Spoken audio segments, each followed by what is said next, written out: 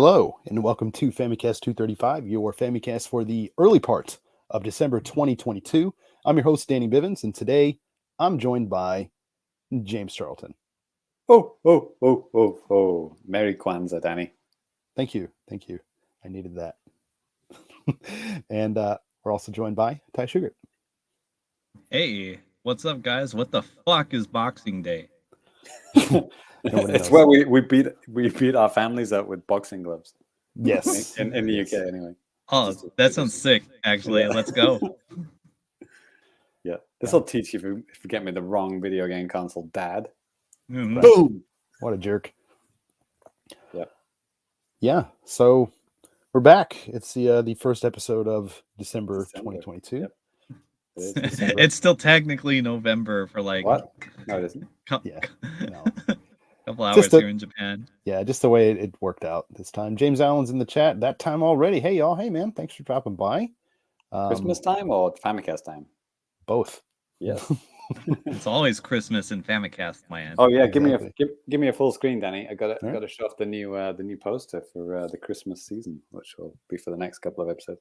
Nice. There it is. Nice little Christmas vibe, little present in the corner. Sorry to the audio listeners, but that'll just learn you.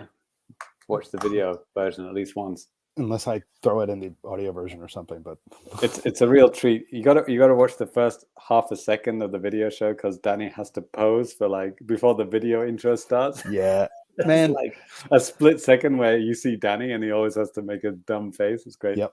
I love Man, it. because like before, sometimes I'll try to hit the things at the same exact time, and it cuts off Yeah. like part of the intro song, all sorts of stuff like this. So I love it. it's just how we do it now.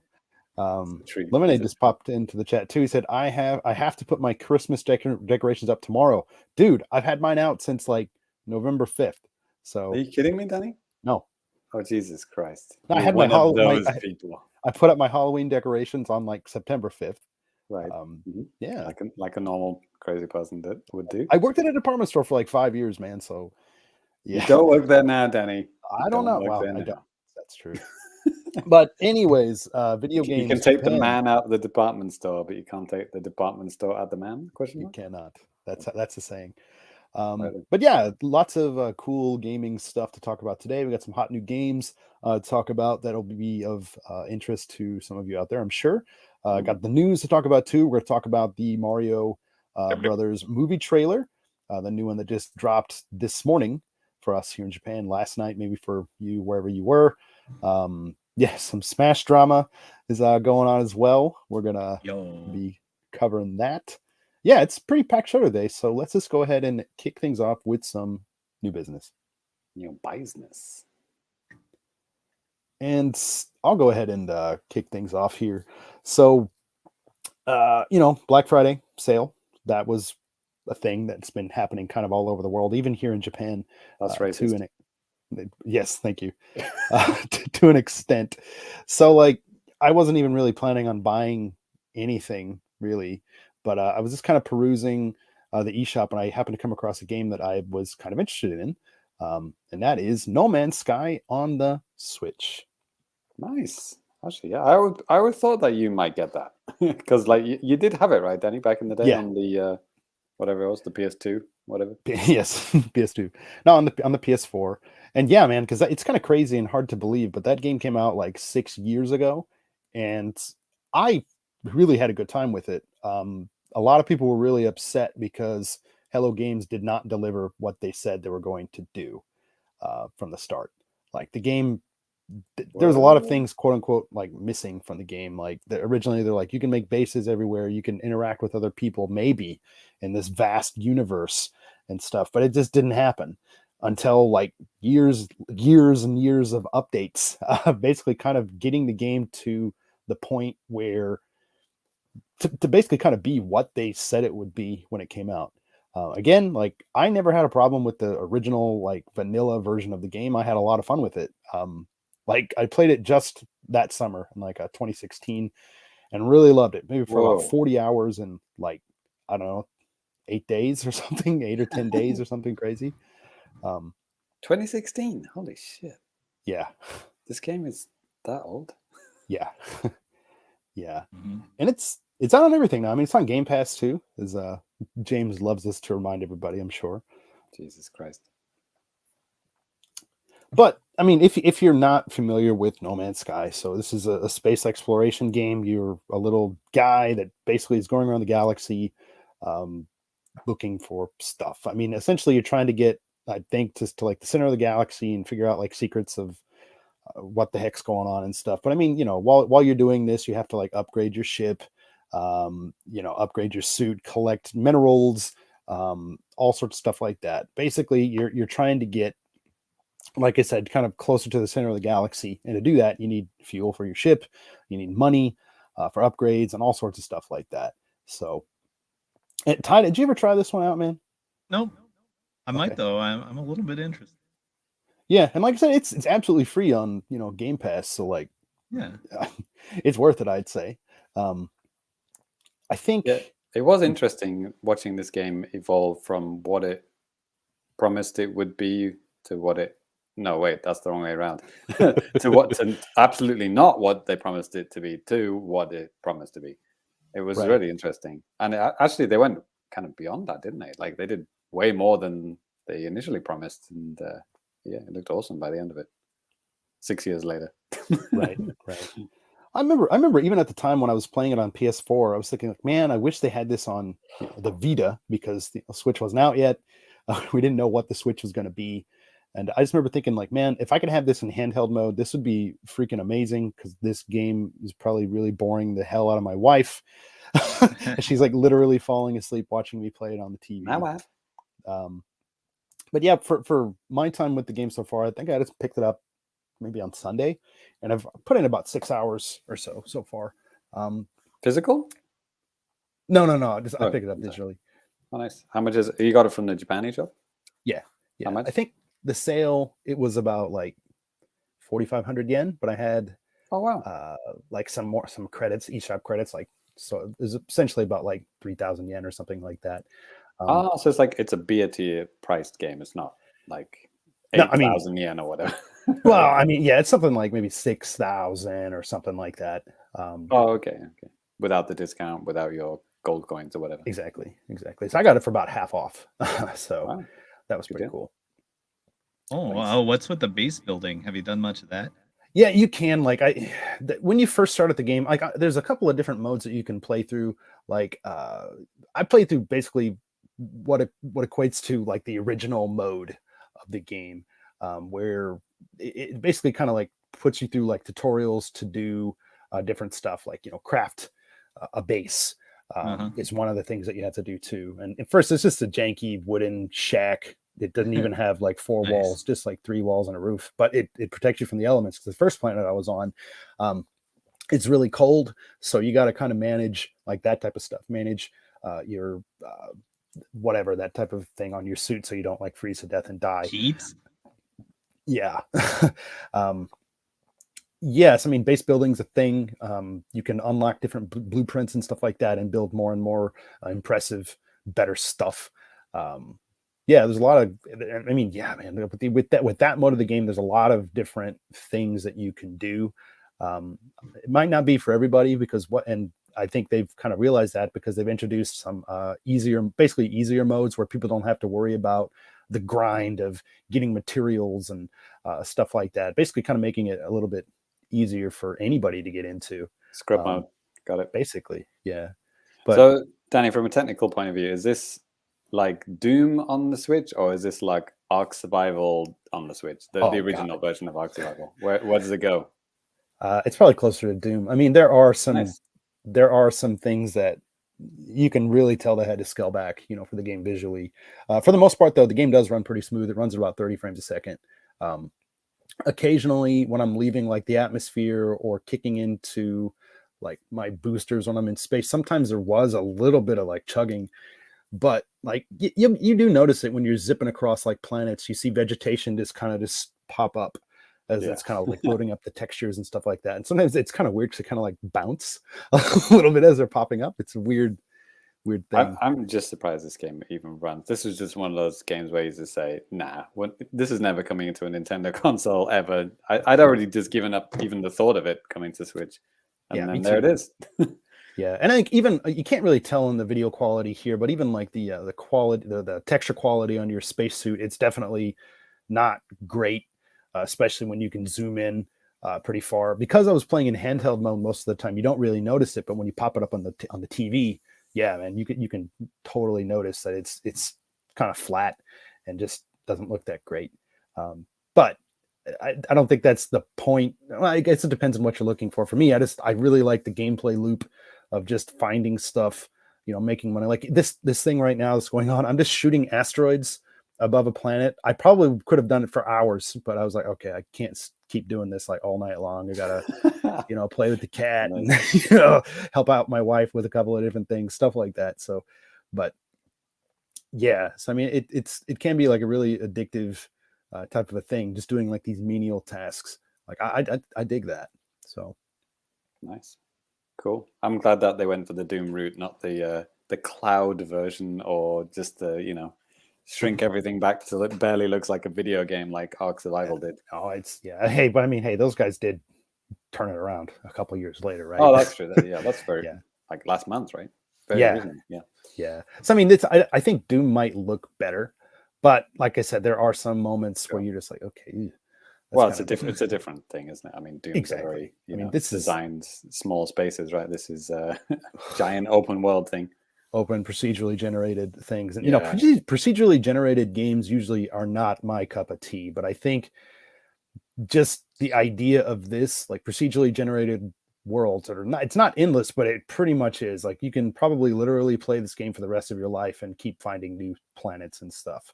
Good Christmas present game, right? Like what's that? Give that to little Jimmy for his Christmas present. He's going to be playing it for the next 25 years. Right. Yes. Right?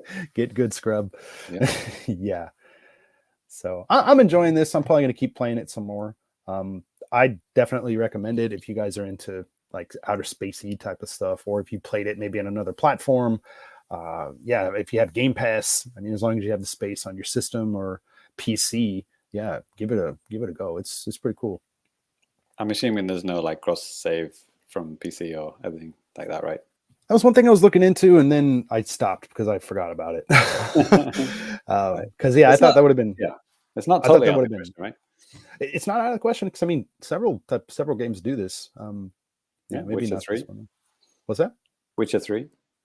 Oh, right. Has cross save with PC. Yeah. Right. MLB The Show. You could seriously transfer your saves on anything, which is cool. Take your word for it, mate. Yeah. A couple people popping into the chat. JCat's there. Hello. Hey, what's up? Lemonade popped in. James Allen says, always been tempted by No Man's Sky. And Transient Image is back. Hey, man, what's up? He said, No Man's Sky to me is what the planet exploration in the first Mass Effect wanted to be. Yeah, I look at screenshots of Mass Effect, and that's kind of like what I think. I mean, there's really not much of a narrative here, but you do meet aliens and stuff and try to learn alien languages and stuff. It's kind of interesting. Yeah, that is cool, actually. Remind that little Fox game, the Fox Zelda game has Tunic? A similar kind of thing, right? Yeah, Tunic. About like learning the language as you go, right? Kind of thing. I like that. It's cool. Cool concept. Yeah, I guess before I turn it over to JC, like just an update on the game I talked about last time. I talked about Call of Duty Modern Warfare 2, Roman numeral 2, not the, number 2. Yeah, totally different. Of course, absolutely different. No, but I ended up beating that the other day. I took a day off from work for American Thanksgiving, which happened to be Friday instead of Thursday. And that was one of the things I did, aside from sitting around watching American football all day and eating pizza. Right. You have to clarify that, seeing as like the world's largest football tournament is happening right now. Right. Exactly. No, but I ended up beating Call of Duty. It was fun. I mean, I always like those games. They're a lot of fun. It's just kind of like an action movie that you watch and then you forget about it, like, a couple of weeks later. But you remember, like, that was cool. I'd play that again. Danny, I just thought of something. If you say, I played Call of Duty Modern Warfare 2 on the Xbox, you have no idea what console they're playing or what game they're playing. Right. That sentence is like completely meaningless. Well, let's just leave it at that. You don't even know what year they're talking about, right? What year is this? Who's the president? Xbox Series systems here, but Yeah, exactly. yeah. Anyway, JC, you've been playing a popular first-person shooter, kind of. Yes. Yeah, it's weird actually. For the last game night, we're kind of talking about what games we were going to play, and Ty suggested Overwatch 2, and I just said, "Lol, like that's on Nintendo." It actually was on Nintendo. It was on Switch. I just didn't even know. Did they even announce it was like? No, coming it's just they changed Overwatch 1 into Overwatch 2. Yeah. I just assumed that they just wouldn't bother with Switch, like wouldn't bother adding crossplay to that console. It's like not even a new game. Yeah, but like I don't even remember, was Overwatch 1 crossplay with anything? I thought they was all separated. It was all separated. Right. They changed their mind for reasons. Yeah. So which is why I just assumed that, Overwatch 2, why would they update that to be crossplay with everything? But it is. It's on the Switch. It's free. It's the same app that I had on my console from whenever Overwatch 1 came out on Switch, except now it's free. And so it's done a Rocket League, or what was the other game that went free? That fighting game that Ty likes, and I also like. Fantasy Strike? Yes, that's the one. Yep, just became free. Thanks very much. And it's weird because it was total deja vu, because when I played it, it was during Halloween. And the last time we all played it for game night was when there was a free week of Overwatch for Halloween. So like both times I've played Overwatch have been during a Halloween event, and it was literally the same event. It was I forgot, was it Frankenstein? Yeah, Junkenstein. Yeah. So it was like, whatever, 3 years later, I'm playing like the same mode, but there's a number 2 after the title now, and now it's free. It's like that Dr. Manhattan meme. The year is 2022. Exactly. It is now. So yeah, I played that mode. It was fun. I remember last time I played it was fun.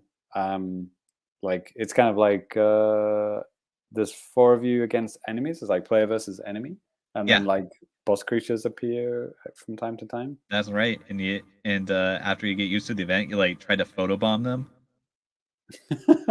Okay, take your word for it. But you're playing in the same stage as well. It's like a castle-y kind of a stage. It's funny because there's like a lot of parallels with the game that I play a lot of, Splatoon 3, Salmon Run, right? Where it's like, play versus enemy and you're defeating boss characters. That is literally Salmon Run. So it's kind of funny. But yeah, I mean, I have no opinions about Overwatch. I mean, it's like whatever. Yeah, it's free. Thanks very much. We might play it on the next game night now, I guess, or not. I don't know. See what the guys say. I know Ty has stronger opinions about. That's free. Well, yeah, like I think this game sucks dick, but I would play it with my friends and have fun. Yep. I mean, there's the review. It's not like it could be as bad as Mario Party on Switch Online, which we fucking played. Jesus Christ. That was It is more than 8 frames a second. Yeah. Yeah. Yeah. Well, technically, it ran fine. Overwatch 2, it runs smooth. It runs fine. I don't know if I was playing with like Xbox or PlayStation users. I don't know if there's a way to see that, but I didn't notice any icons above anyone's head. But whatever, everything connected well, and this game's been out for ages, so they know their technical shit by now, I assume. So, and then there was another free game that I played, which I think it's been out for a while. Don't know when it came out. It's called Animal Battle Royale. About a year ago. About a year ago. Okay, so this is a free-to-play. It's basically Fortnite if Fortnite was 2D overhead view, and it was all the characters were animals. So it's not Fortnite. No, but dude, when you play it, it's like you come in on it's not a bus, but like some flying thing. You go over the map and you push X to look at the map. You see where the bus is going across, and you press A to parachute out of the bus into this open world arena, and you're picking up weapons and you're killing people until the last person alive. It's like Doesn't that sound a little bit like Fortnite? I don't see the similarities. It's funny though. I mean, but they also have all of the in-game currencies and all that kind of shit. It's like, on the outskirts of it, it looked like, oh, this is like a cute indie take on Fortnite with like cute animals and stuff like that. That might be fun. But then they just put in all the IAPs and all the shit, the gems, the coins, bag of shit, whatever you have to buy. Yeah. And it's like, and the battle pass and everything. They've done everything like Fortnite. So it's like, it is no longer this cute little indie game, trying to, make fun of Fortnite, and, maybe better for kids to play, but no, it's pretty much one of those games. But I don't know. Did you just play it because it was free? Did it look interesting? Like, what grabbed you? Well, yeah, I thought, this could be like a cute Fortnite alternative. It's like, maybe we can play it on game night. Maybe it's fun. I'm beginning to see like maybe the reasons why you choose to play the games you do. Maybe this would be fun on game night. Yeah, exactly. No, dude, no, that's cool. Yeah. That is sometimes the reason, because we have a lot of people who, we're all different consoles, different time zones, different games. I know way back in like season 1 of the Famicast Patreon, we had like we didn't do game nights. We did like, we did game nights, but like for one patron at a time. So we would have a night playing a game, and it would take so long to like decide which game are we going to play. Do you have this game? No. Okay. Do you have this game? It's like, okay, just tell me which games you have, and then we'll decide. And it's, Ty doesn't have that game. Oh, Ty doesn't have a Switch. Oh, fuck. Okay. Right. Is there anything that's Xbox crossplay? It takes so long to decide these kind of things, right? It's a little bit easier these days, thank goodness. So yeah, I think it is crossplay with everything, and it's free. So okay. Yeah, it's a lot of like slicing and dicing. There's like samurai samurai swords and like melee weapons that you can pick up. But it also has guns. It's like basically plays like a twin stick kind of shooter. What was the name of this game again? Animal something? Animal Battle Royale. I think it's pretty much self-explanatory. Okay. I was trying to, James, I was trying to look up the game. Trying to find like a trailer for the game like before the show so I can share it on the show. But then like I think I found it, but then I was like, wait, this might not be it. And then I just forgot to ask you like the actual name. Because it's Oh, because you thought it didn't look like it looked exactly like how you had explained it. And then I was like, wait, is this it? And yeah.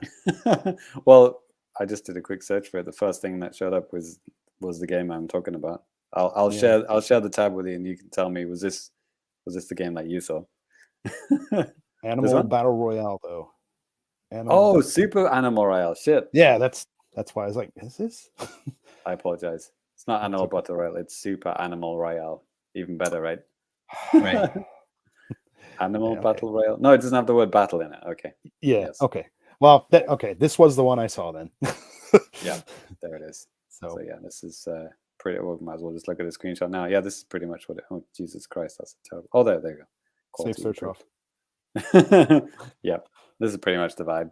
Yeah, animals killing animals with weapons, breaking open boxes, getting weapons, nature, etc.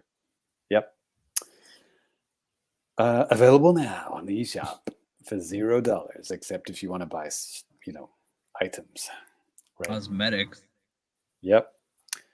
Righty. So let's pass that over to Mr. Ty. Hell yeah, brother.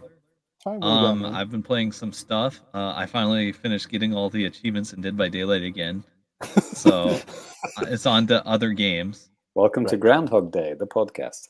Yeah. So Ninja Turtles collection was on sale. I bought it. Ooh. Which one's that again, Ty? What games does that have on? Cowabunga collection. There's a lot of games. Yeah.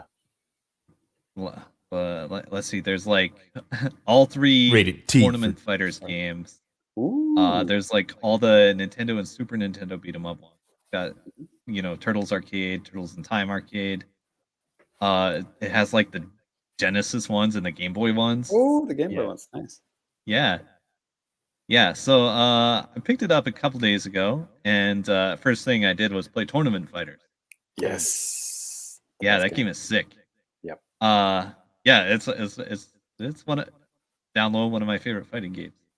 Nice. It's a little busted, but it's fine. It's fine.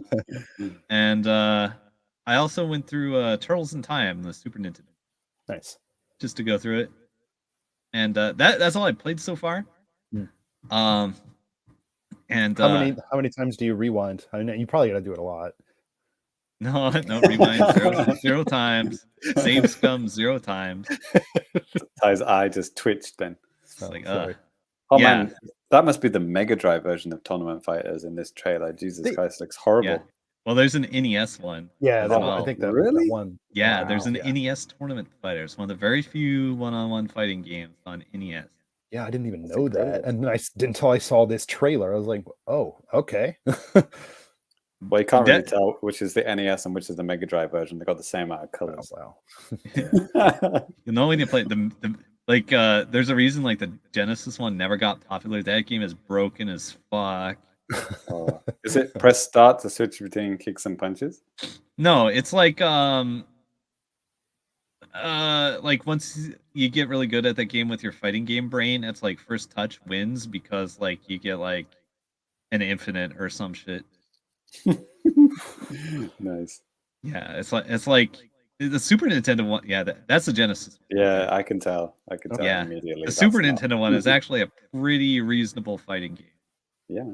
Like maybe like Raphael's like a little too good, but it's not like fucking destroy the entire game. Endless screw. Yeah, it's a good move. Yeah, I mean they're still janky, like a weird little unblockable setup or something, but it's mostly fun. I played through the story mode of that one. Yeah, that brings me to the part I actually want to complain about. So me and James, we made a whole podcast about this, complaining about retro collections. Well, not complaining, but how to do them correctly. Yeah. And now this company, it's Digital Eclipse. I made it. The ones I've ranted about like many times in the past.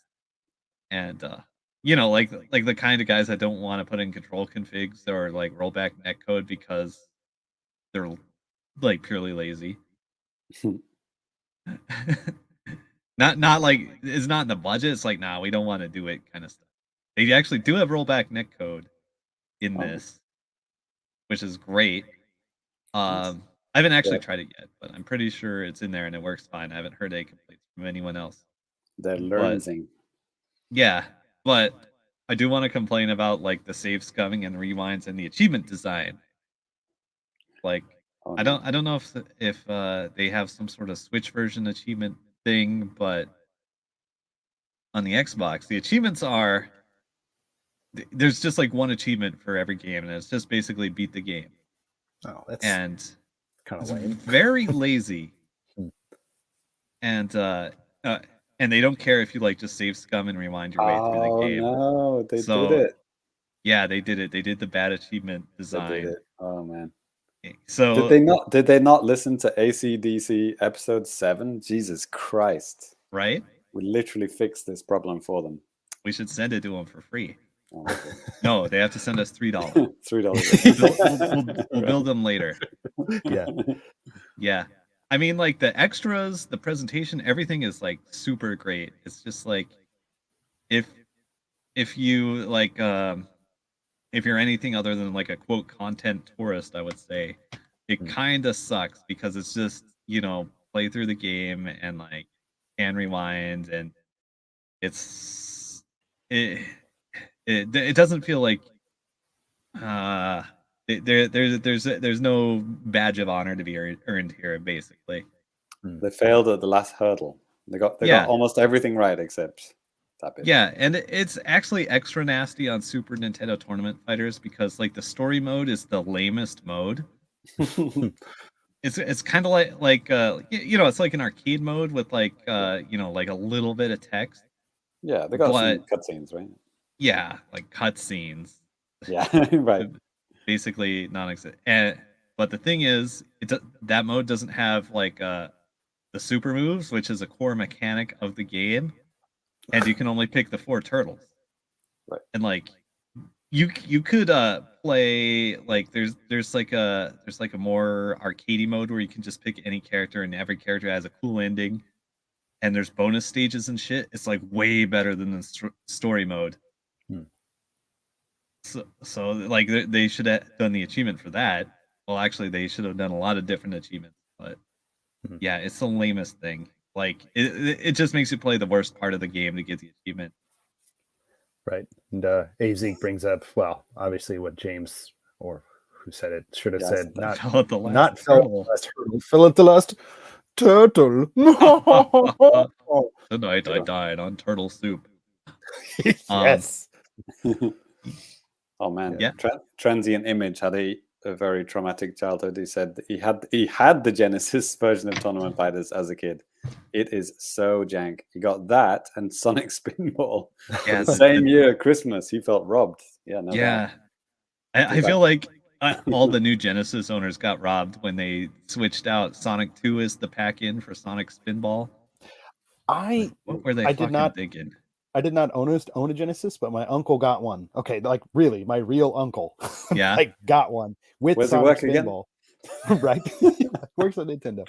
No, but yeah, he got one. And I remember playing as a kid, and I liked it, and even kind of playing it on Nintendo Switch Online, the expansion pack. Like it was okay. It's kind of confusing, but all right. Anyways, back to Turtles. Yeah, I had friends with Mega Drives. Yeah, and cool. I played Champion Edition, and with this press start to switch between punches and kicks, and I thought, yeah, this is garbage. What are they thinking? Yep. Yeah, it's a little rough. So I'll probably play it a little more. Maybe go through the NES game. Can you play Can you play these games like online, like 2-player online? I believe so. I'll have to double check that. Nice. Yeah, I don't know if it's all games or just the fighting games. I think it's all the games. It would make sense. Yeah. Well, I know some of the are they 4-player? Some of those games? Yeah, the arcade ones are. Right. Yeah, that makes sense to be online, right? Yeah, I know some of the patrons. Some of them have this game. They mentioned it in the Discord, and actually, James Allen brings up and said, "Hey, love the Cowabunga collection." Yeah. And then Metal Mike Balls has it as well. Yeah, Balls too. Huge nostalgia for this. Played the heck out of Turtles in Time as a kid. That's Metal Mike. Me too. That's like the whole reason I wanted a Super Nintendo.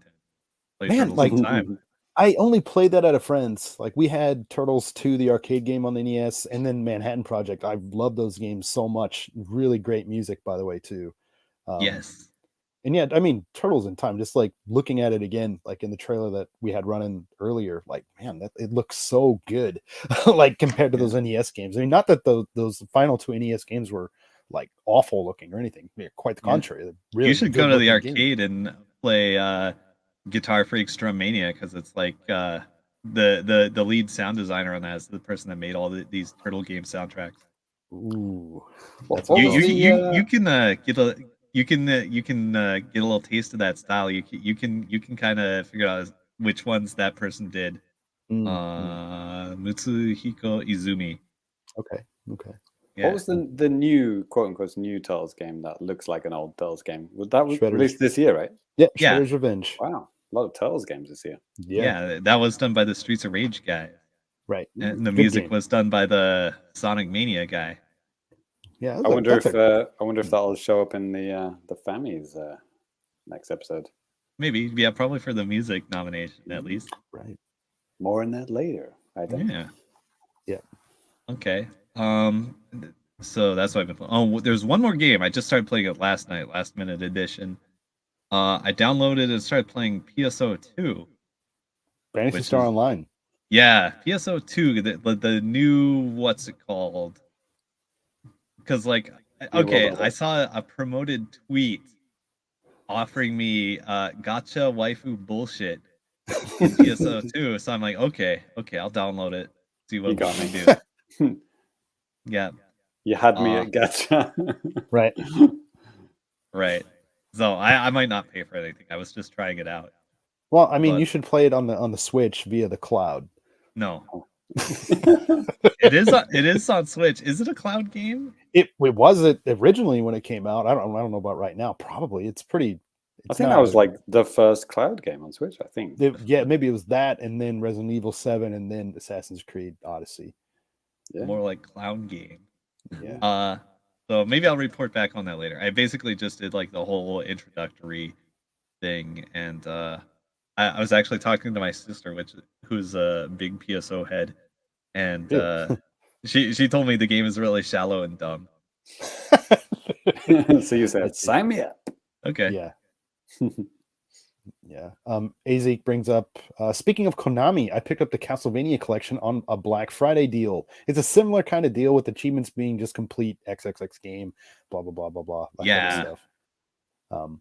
True. He also says that the PC port is also kind of wonky. There are literally no options whatsoever. Great. Yikes. Weird. Yep. Like these, I tell you, these guys are corner cutters. Never, don't trust them. It could be pressure from the publisher, stuff like that too. Okay. No, it's not.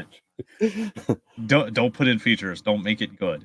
Don't you remember, Danny? I said we're laying it down. Last episode, I said these guys are on our list, most wanted list. Right. I make some beef. I like to create Scopes. beef. I've been playing Call of Duty, so watch out. Yep. Right? You might shoot up a school or something. Yeah. God. Okay, so I think that's it for what I've been playing. Okay. I still need to play a couple more hours of Dead by Daylight to finish out the battle passes, but yeah. Nice. See you next DLC. The endless game. Cool. All right. Well, that's going to do it for new business. So before we get into the JAPANews, we're going to move into a little bit of now playing at the Famicast.com. Their game. Now playing at Famicast.com, lots of stuff going up on the website, YouTube, stuff for patrons, all that type of stuff. So it's stuff that you guys should be checking out. One thing that I did recently, there's some stuff. Yeah, a lot of different news and stuff like that you can see, some of which we're not going to talk about today on the show. Like there's a new Nintendo Switch Sports console bundle that comes with a year of Nintendo Switch Online that's coming out in December, I believe. December, or it's just out. I don't remember what I wrote. Just in time for the holidays. Yeah, that's coming out. The golf update for Nintendo Switch Sports is out now. I haven't tried it out yet. Haven't played it for quite a while. Lots of stuff like this. Yeah, up on the website. If you guys want to keep track of Nintendo news, sometimes some of it Japan exclusive stuff that a lot of other websites and stuff just aren't talking about. So, be sure to check that stuff out. Last week, I finished up a retro review for Star Wars Rogue Squadron 2 Rebel Strike, which is awesome. GameCube launch game. Ty, did you play that one back in the day? Or which one? Rogue Squadron 2? Yeah, the launch game for the GameCube. I did. I fucking hated it. That game looks amazing. Too hard? I had that as well. It's like Wing Commander, except it plays bad. No, I think it plays great. I mean, I Star Wars fan. No, that is very true. No, 7238@juno.com. Looking around the cockpit with the C-stick, man, that was amazing. Yeah, it's blew cool. my mind. Yeah, it is pretty crazy. I mean, the game runs at like 60 frames a second. 2001. At least on Nintendo's, with Nintendo stuff, it wasn't something that you saw too often. Maybe through like cutscenes in Luigi's Mansion. The rest of the game was 30. But anyways, great game. If you want to go on a nostalgia trip, check out my retro review. It's fun. You can read about it if you want to as well. All this and more at the Famicast.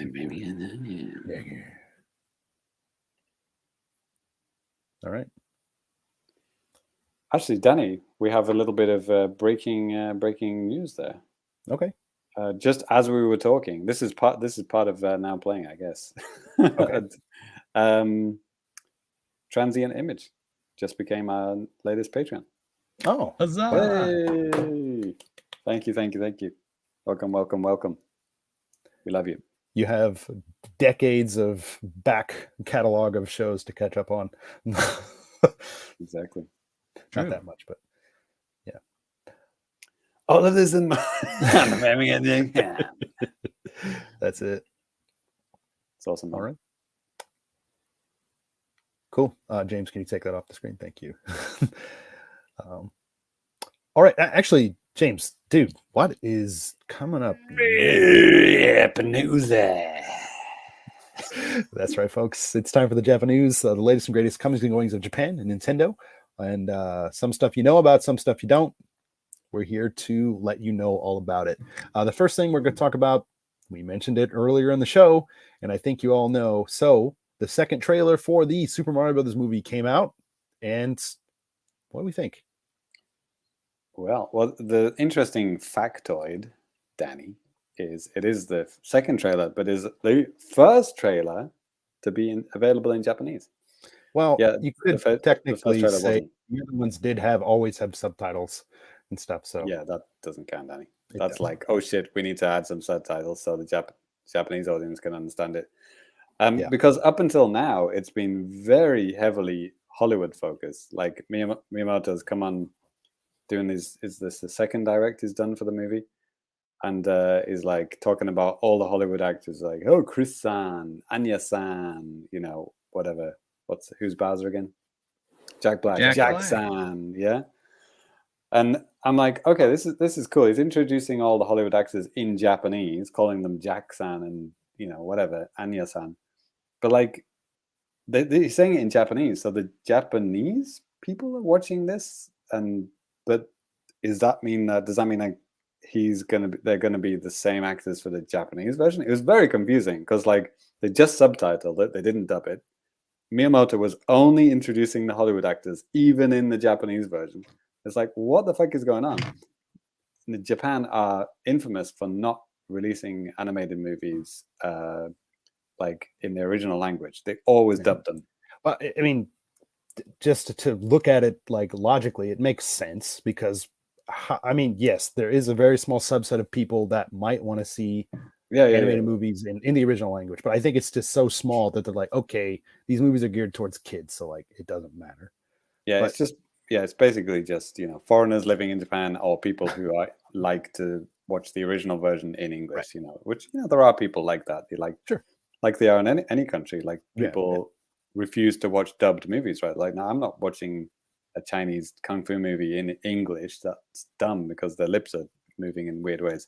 I'd rather watch it in Chinese with subtitles, right? Yeah, with animation though, it can be just a little bit different. You know what I mean? It can be different. It's not exactly the same as with people. I would say if the lips don't sync with the words, it always looks wrong no matter what. I think anime is the only thing where you could get away with it because the animation did some really weird stuff with Dragon Ball Z back in the day. Like I remember this one scene where Vegeta is supposed to be like screaming at somebody, but they made him say, "Do you understand?" like this, it's just so unnatural and weird. But with anime, it's literally just open, close. You know, you know, it's not draw it or don't draw it. But yeah, with 3D CG stuff, it's pretty obvious if it's not the right guy's voice. Yeah, we've talked about this before. You know, Japanese people don't know Tom Cruise is Woody. They don't know that. So anyway, it wasn't a mystery. In the end, it was just because they hadn't finished the Japanese dub. And now they have. So now we have got it in Japanese. Yeah, so but that's why. I will say, like James, I watched the Japanese direct this morning, and they didn't mention the names of the Japanese voice actors at all. That's what I'm saying. Yeah, he's still talking about Anya-san and Chris-san. It's like, so that was kind of weird. So I mean, obviously, you know, if you think about even the timing of when they released this, I mean, they're probably thinking like, okay, North America, huge market. Let's make sure this is at like a normal time for them. Japan, it's 7 a.m. UK, it was like 10 at night. Australia is like 9 a.m. or something like that, in the middle of a workday. But yeah, it does. It's interesting because I mean, like you said, James. I mean, most of the time there are no or very few opportunities to even find English versions of animated movies like this in the theater. But this kind of makes me think, like, because they're playing up this Hollywood stuff so much, like it kind of gives me a little bit of hope. And it's probably bad to even have hope at this point, but that they will have the English version here. Yeah. Well, they do. I mean, we live in a world where, you know, all the Disney and Pixar and Marvel stuff shows up on Disney Plus, and we don't need to worry about, you know, not having the English versions, right? Because we're going to switch the languages when we want. But when I first came to Japan, I would say it was like 70-30, like Japanese to English. So like I could watch, I think I watched Up in Japan, and I watched the English version. But Uncle then Carl's Floating Balloon House. exactly the classic. But I did notice like from then on, it got harder and harder to find the English version. So till it was literally one showing at 12 o'clock on a Thursday while you were at work. He's like, okay, they're making it a bit hard for me here. So I don't think Mario will be like that. I think they'll probably show a good portion of English. I think. I don't think it'll be 50-50. Like, I watched Wakanda Forever the other week, and that was pretty much 50-50 English and Japanese. And it's very easy to choose whichever version you want, 3D, 2D, whatever, 4DX, English, Japanese, whatever. There's so many choices, right? Right. But the smaller the movies get, the harder it gets to choose the language that you want, right? So we'll see where we are. I could see them doing a 4D version of this with Japanese only, Japanese dub only. That's usually, it's kind of like where they go with dubs. If they want to do the 4DX, man, I did that once. It sucked. I did not like it. It's such a weird experience. I did not like it at all. Have you guys tried that stuff? Yeah. I actually watched Black Panther 1, the first one, with that, smelling the flowers and stuff. I will say, don't go into that hungover. It's a bad idea. So, Danny, you watched the Japanese direct for the movie, right? Yeah. And Miyamoto was literally introducing ANYA-SAN, right?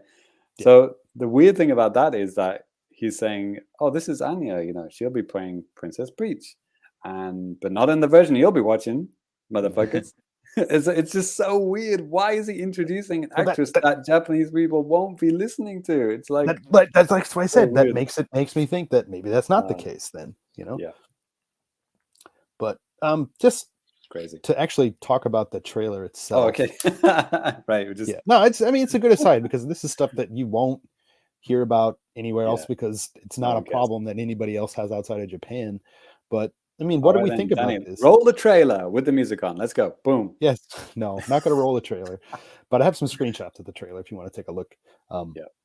Some people got their videos taken down for that, by the way, in case you didn't get that joke. Yeah. So Donkey Kong's in it, played by Seth Rogen. Right. Sesu. Okay. Does anybody have a clip of the laugh? No, I know what I'm talking about. Oh, okay. And there's Cranky Kong, right? Yeah. Yeah. I was just seeing on Twitter. There's hidden Funky Kong and Swanky Kong. Yeah. If you come over, Ginky had pointed out that there's in one of the scenes that you can actually see Diddy and Dixie behind. It's in the movie poster that has Donkey Kong. Yeah. Okay. Yeah. Game Explained did a 45-minute documentary about all the Easter eggs in the trailer. Wow. I'm slightly exaggerating, but there's they picked out all the Mario enemies and stuff that were in the trailer, which I didn't notice when I watched the trailer. Right. But there's a whole bunch of stuff there. Princess Peach looks good. Yeah. I like the bit when she was kind of taking the flowers, the fire flowers essence and making a fireball. Yeah. Yeah, that's cool. That's nice. Oh, and Raccoon Mario. Yep. And Mario Kart. Wow, I didn't think they would throw in a Mario Kart reference, but it looks like there's a whole scene, Mario Kart scene. A whole bunch of races on Rainbow Road. Yeah. Yep. Pretty cool. Ty, did you watch the trailer or you just see stuff on Twitter? I did watch it, yeah. There's Funky Kong right there. Yeah, he's in there. Try to zoom in. Zoom, enhance. Zoom and enhance, yeah. He's got rockets on his... There we go. Perfect. Brilliant. That's his face. Yeah, it looks cool. I mean, I like the Mario Kart scene. It's cool. Oh, Ty, you're going to do your impression of Chris Pratt doing Mario? You do a really good one. Yeah, it's me, Mario. Brilliant. Sounds exactly like him. Right. Chris Pratt, I mean, not Mario. Yes. Right. Apparently the other language versions, Mario sounds a little bit better. They do a little bit better. Yahoo! Sounds more like Mario. Chris is like, Yahoo! Yo. Am I the only one that doesn't really have too much of a problem with it?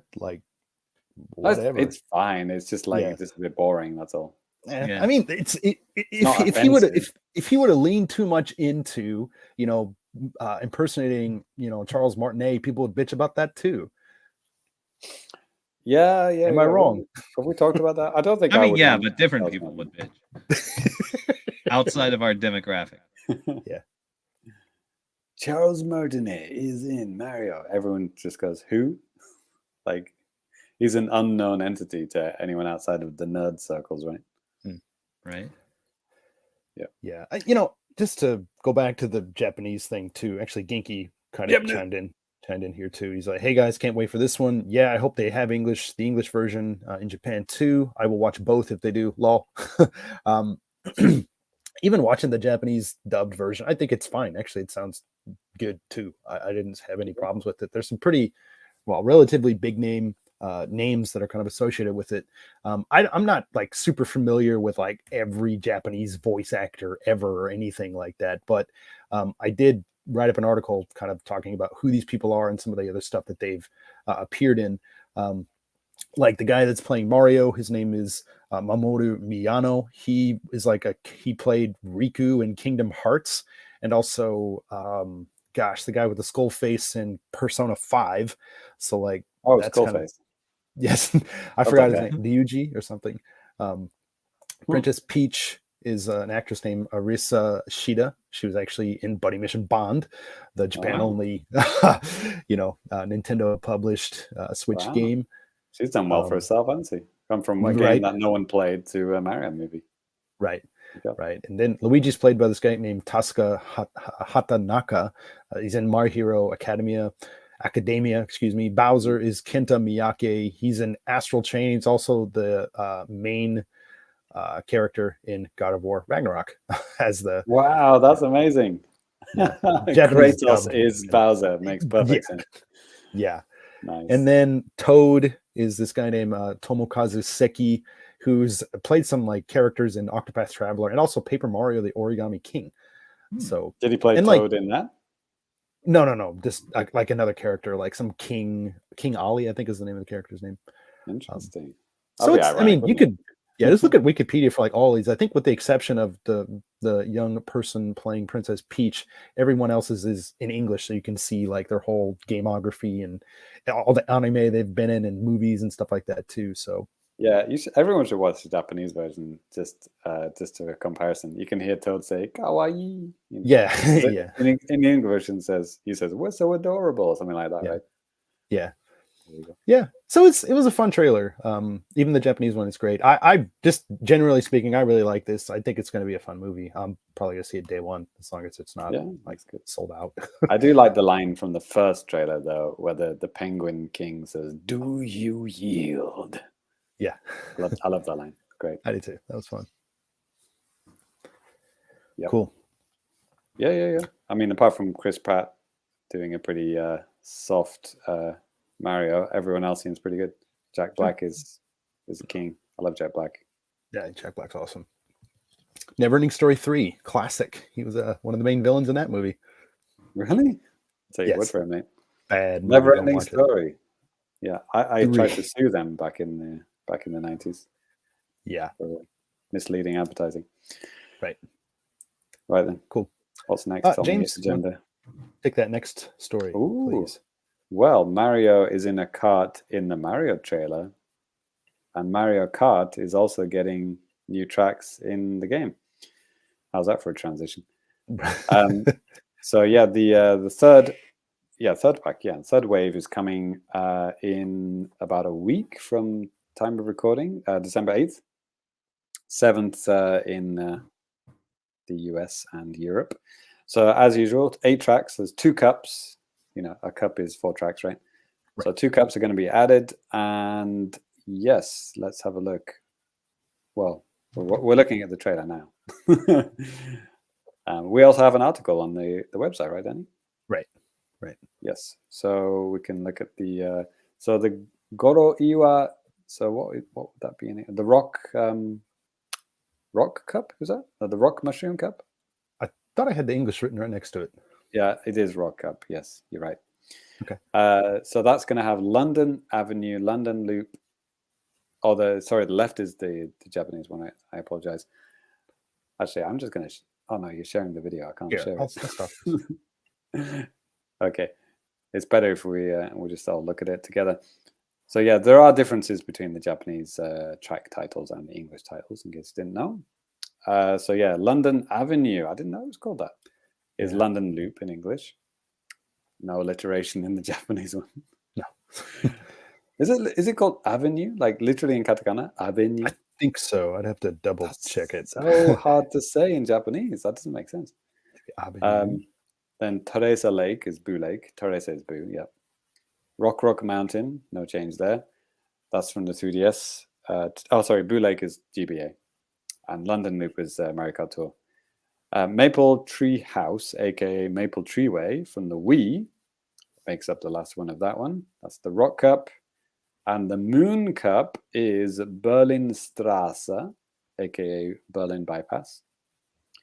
That's from the god-awful smartphone version. And then Peach Garden, aka Peach Gardens, on the DS. Gotta get rid of those pesky S's, right? Mm-hmm. And then Merry Mountain, aka Merry Mountain. I don't know why they doubled up on the Marys for the, the Japanese title, but there you go. Right. That's a brand new track. Actually, I'm sorry, it's not. It's on tour. I messed up. It's not a brand new track. It's from... Oh, brilliant. Well done. Right. Famicast.com for all of your accurate gaming news. Hey, if you reload the page, you'll see the correct one. No, I'm going to leave it on to shame you. That's fine. And the last one is yet another Rainbow Road. This one is the 3DS version. So bringing up to a grand total of 32 Rainbow Roads in one game. Good job, Nintendo. This may or may not be an exaggeration.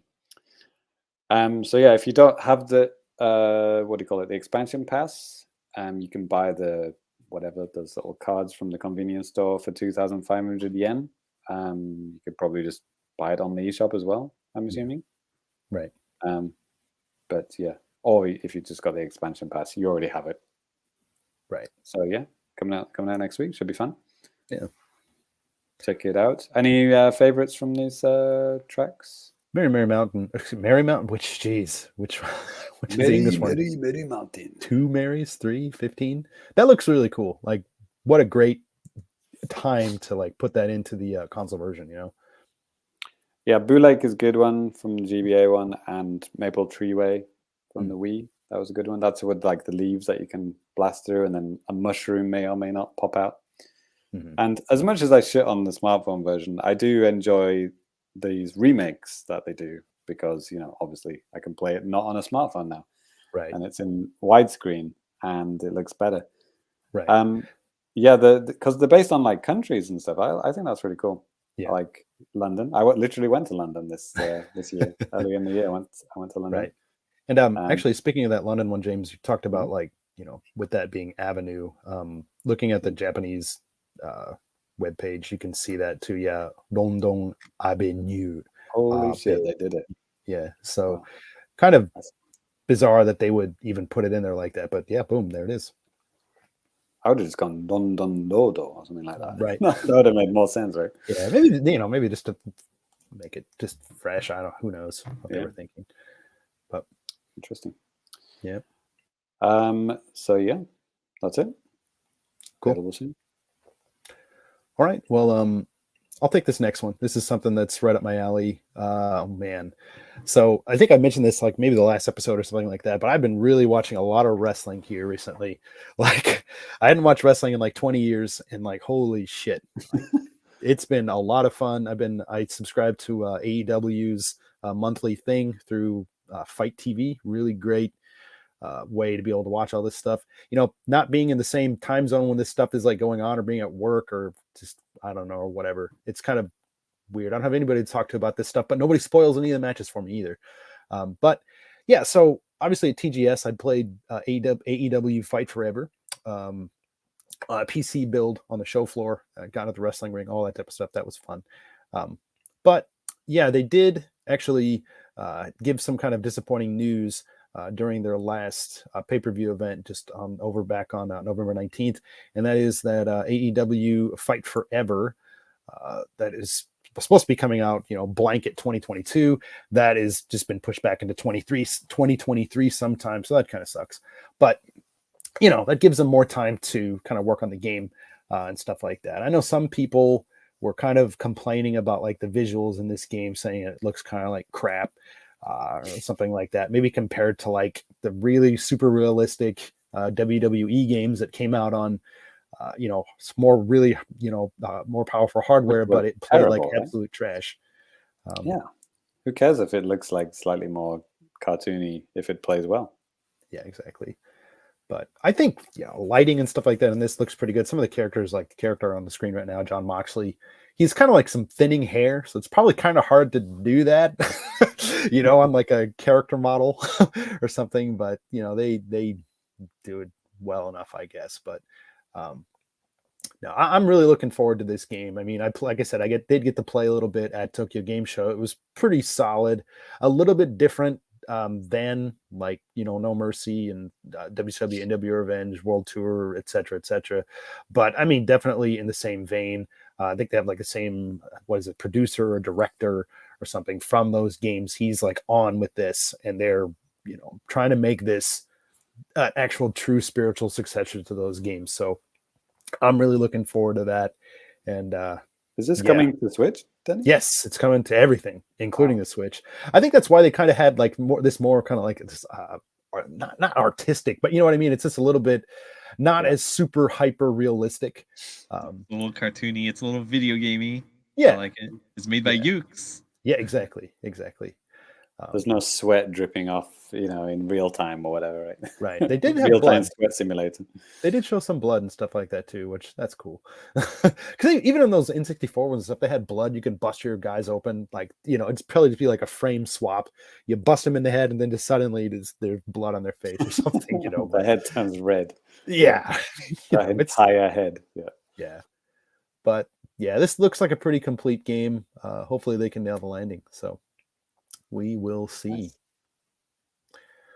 But next up on the news here, I was going to put Ty on this news, but I put JC on this because the last part I think Ty wants to talk more about. But JC, would you mind taking this next bit?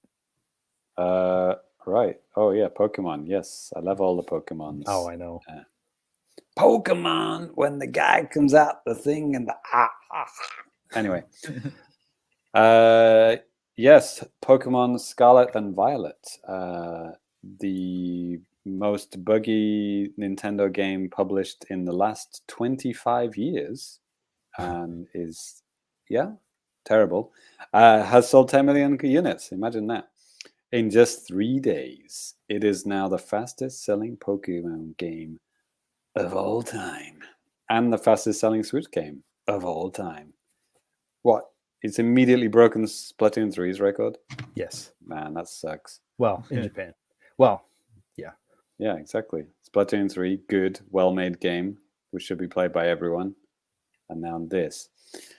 Anyway, so yes, the fastest console exclusive ever across all platform holders. Holy shit. It's only for the 3 day period. For 3 days. Okay, okay. 4.05 million of these come from Japan, which breaks the previous 3-day record set by Splatoon 3, which was 3.45 million. Well done. Good job, Game Freak. Thanks for, breaking all the records with your broken game. See what they did?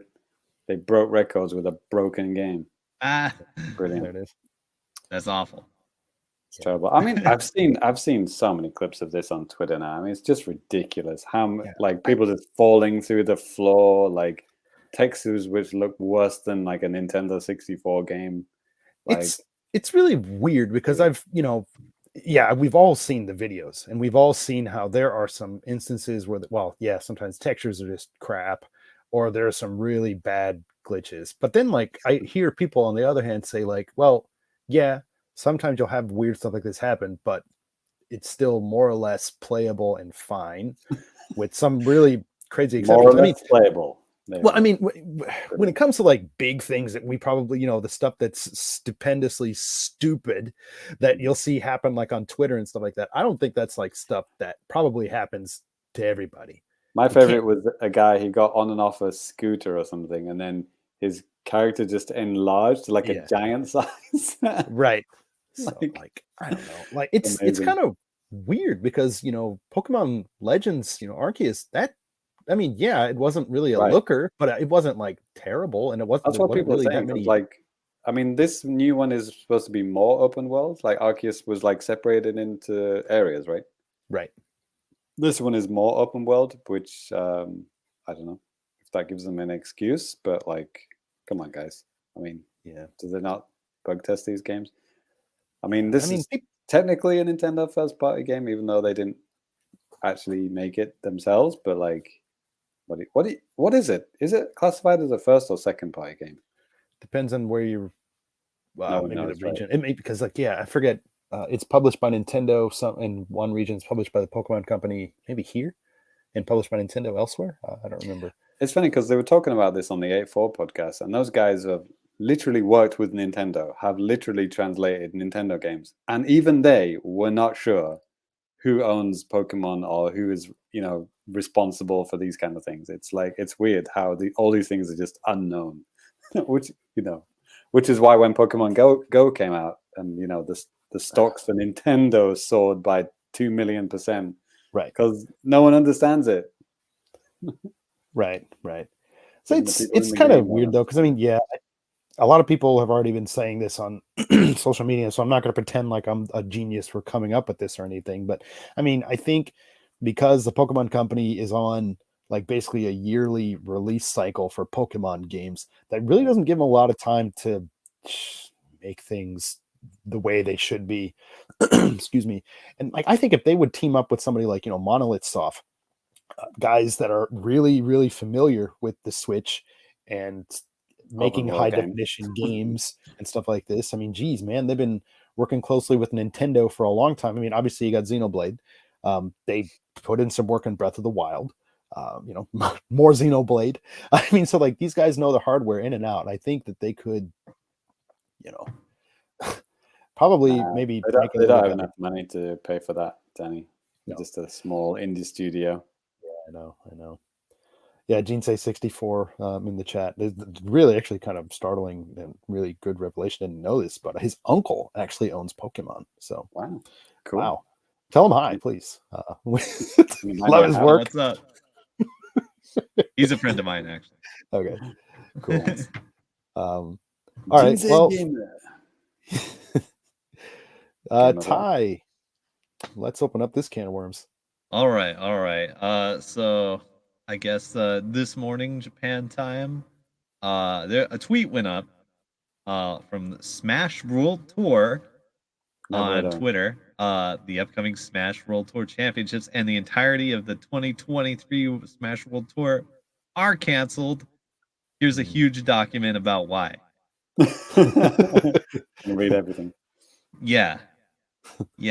And so basically Nintendo, they were backing them like until like a week before or something, and then they just told them, no, we're canceling, we're shutting it all down. Here's an implied cease and desist, if not a real one, which is really fucked up. So apparently what's going on here is Nintendo was also partnering with Panda Gaming. They're a big esports organization. And apparently Panda was pushing Nintendo to shut these guys down, which is a really fucked up thing to do. Even after Nintendo promised the Smash World Tour guys many times, no, we're not going to do anything like that. And then they did. So it's extremely fucked up. Despicable. Yeah, and there was another tweet that just went up very recently. Where did I? So Nintendo had a response. I don't care to read it. Oh, it was posted on Kotaku, and yeah, things get worse here. Let's see. Is it and Bowser? They said, unfortunately, after continuous conversations with the Smash World Tour and after giving some deep conversations, blah blah blah blah blah, we were unable to come to an agreement. So it's corporate stuff, and And like the Smash World Tour guys, they already had like 250K in prize money lined up and shit. And like this is all community run. Yeah. And they're like, okay, can we just run it without the license? And Nintendo just kind of browbeat them like, no, fuck you, fuck this. Yeah, And we're gonna play it's- Nickelodeon Fighters instead then. right. yeah, It's weird because weren't they basically kind of doing that this whole year? Like, I mean, they couldn't come to like some kind of an agreement, like officially to be like an official something with Nintendo, right? And then Nintendo was basically just like, yeah, we're kind of working on stuff, and then it just didn't. yeah, obviously, they've happen. previously been kind of flip flopping about that sort of thing. Let's see, there was something really gross in here I wanted to bring up. Let's see. Oh yeah, it is Nintendo's expectation that an approved license be secure in order to operate a blah blah blah blah is also expected to secure such a license well in advance. Blah blah blah. After further review, we found that this Nintendo that the Smash World Tour has not met these expectations around health and safety guidelines and has not adhered to our internal partner guidelines. Now this part is basically a lie. Like it's somebody tweeted corporate gaslighting. That's pretty much exactly what it is. Well, I've heard the body odor of Smash players is bad. Does that count? True. Is that toxic? Okay. You're right. Case closed. Yeah. No, anyway, this is really fucked up because it shows like I think that Nintendo will like not only like not work well with you, but they will like straight up betray your trust in terms of like these esports events. Yeah. So this big corporate company is now taking over for their Smash tournament. Yeah. Jinsei may have some better knowledge than I do. Smash World Tour stated that they were working on an official license for 2023. True. And essentially got the big N's blessing for 2022. Yeah, they got it. They were talking to Nintendo and like they didn't have a contract signed, but they're like, yeah, we're gonna go for it. This is good. Let's go. Yeah, and my guess there were people in Nintendo that wanted this to happen, but then they got overruled by people above them. AKA Japan. Yeah, possibly, but it seems like a lot of blame has to go with the guy that runs Panda, who is apparently a giant fucking asshole. And what he was like sending messages to the Smash World Tour guys like, you guys are gonna get fucking shut down or something. And they talked to Nintendo. It's like, no, that's not the case. We're gonna talk to him. And then it turned out it was the case. So, well, like actually, I have a question, Ty. Something I wasn't clear on because I was skimming through the whole thing, and I'm just not familiar with the scene. But like with Smash World Tour, was that primarily like a North American thing for 2021 and 2022, or is it worldwide? I think it's worldwide because big in Europe. Okay. Yeah. Don't quote me on do events in both America and Europe. I believe so. I mean, if did they ever do stuff online, or was this only like in-person stuff? These are like real live events. Okay. Yeah. Weird. Wonder why they didn't do Smash tournaments online. Weird. Yikes. You have to email in your moves ahead of time. Yeah. Okay. Yeah. Jinsei believes it was worldwide. Okay. Right. Yeah. I know they do a lot of Europe events at the very least. So what's all this Nintendo versus like Twitter account that they made a few years ago? Is this like I don't know. Nintendo pretending that they're interested in esports and then I think so. It seemed in retrospect it seemed like another like half-hearted thing. Or like, I think what happens sometimes, I think Japan gets in the way of how things are run. I think some company like Nintendo of America seems a little bit more independent. I mean, as much as they can be within the umbrella of Nintendo, and maybe sometimes they might pitch some ideas, but then like Nintendo, NCL, Nintendo Japan just throws it down like, why the hell would we do that? That's stupid. Why do we want to have online video games? I mean, yeah, I mean, you have people who know how the American society and video game industry work, and then you have Japanese boomers. Yes. Right. No, I mean, that's not compatible. Right. Yeah. Not compatible. All right then. Yeah, so Nintendo cannot be trusted. Never work with them for your competitive events ever in any capacity. That's my takeaway. How about you guys? I don't know. Maybe I'll have to try to cancel my competitive Famicast tournament I was planning. It's supposed to be fist fighting, with bare knuckles, but I was gonna get the blessing from Nintendo. I think that's who I was talking to. Right. Okay. So that'll wrap it up. You can read all these horrible things for yourself on Smash World Tour Twitter at Smash World Tour. Yeah, I'll link it. I'll link the stuff up in the side article on the Famicast.com so you guys can see that. If I remember to, I'll throw it in the YouTube description later as well. So, James, do you hear a little bit of music? I did actually.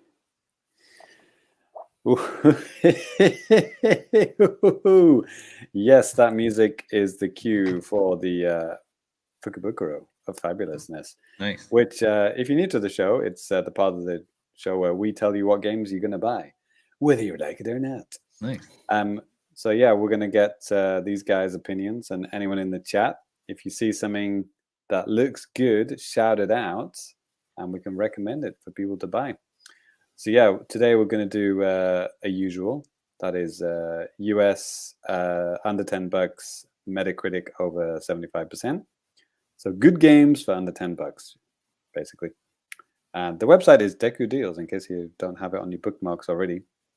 I believe it works for all consoles across all regions. So it's completely available to everyone in the world. So yeah, we're going to skip over ones that we've done before. Actually, I did want to ask Ty, you bought SteamWorld Dig 2 recently? Yeah, I bought it on one of the sales. Great. Have you played it yet? A little bit, just to the first achievement. Okay. Of course. Why did I even ask? The Cuphead DLC, Delicious Last Course. See what they did there? DLC. Yeah. Is $7 at the moment. Quake 1 is $4. Nice. Okay. And we've talked about Iconoclast before. Metro 2033 Redux seems to be on sale every single week, every single day. Right. True.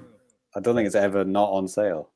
The Messenger, Ty talked about that last episode. Was it last episode? 2 episodes ago? $8? Yeah, something like that. Recently. Pretty much less than half off. Civilization 6 has also been talked about.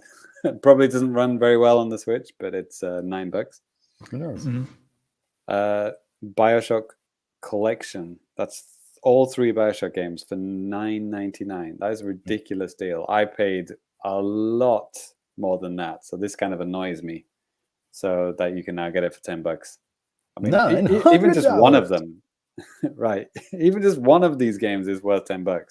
Yeah, you're getting all 3. It's just kind of disgusting, in my opinion. But yeah, go ahead. You might say it's a circus of values. Yep, there you go. Brilliant.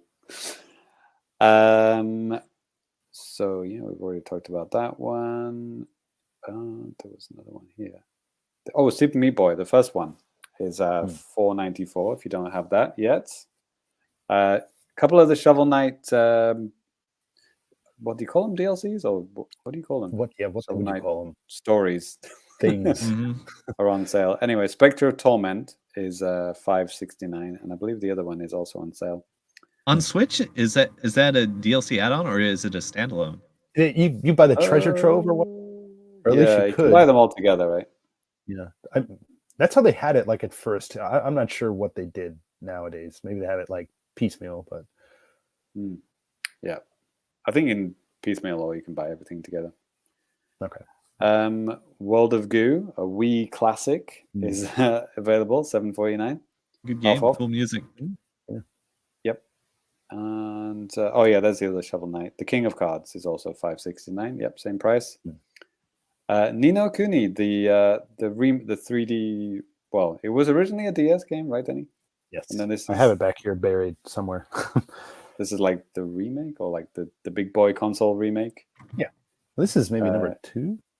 This is number 1. The second one, Wrath of the White Witch. That's hard to say. is $10, down from 50. So yeah, seems like a good deal. Oh, Valhalla, the cyberpunk bartender action game, is $10 as well. Ty, that seems like a game you would play. Valhalla. Yeah. Yeah. I wonder, did that come out on Game Pass. Xbox? Probably. All right. Yeah, I've heard good things about that.